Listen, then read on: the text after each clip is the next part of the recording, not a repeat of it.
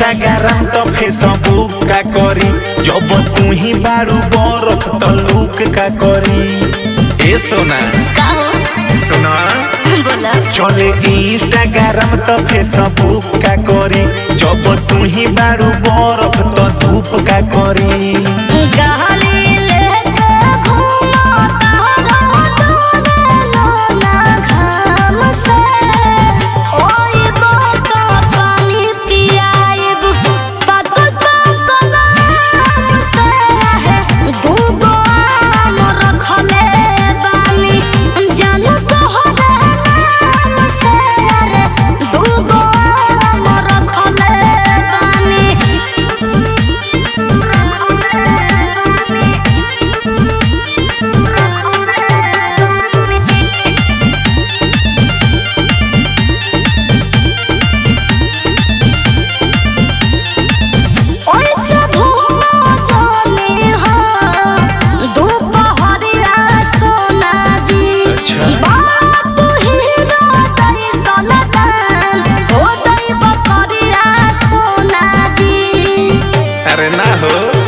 खाती मरद हम देसी, अच्छा तू बनी के रह विदेशी।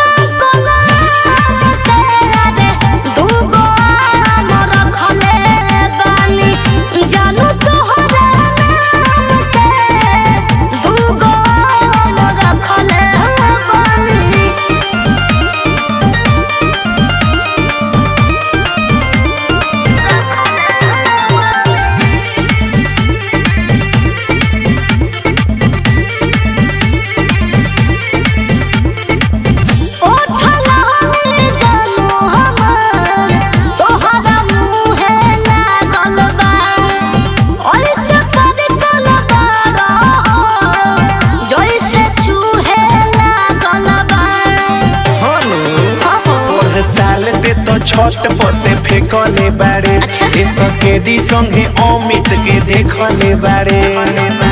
अब की बेदरास तुसी हो दस जिया राम से, ओए बोका पानी पियाए पाकल पाकल आम से रहे दूगो मोर खले बनी जानो तो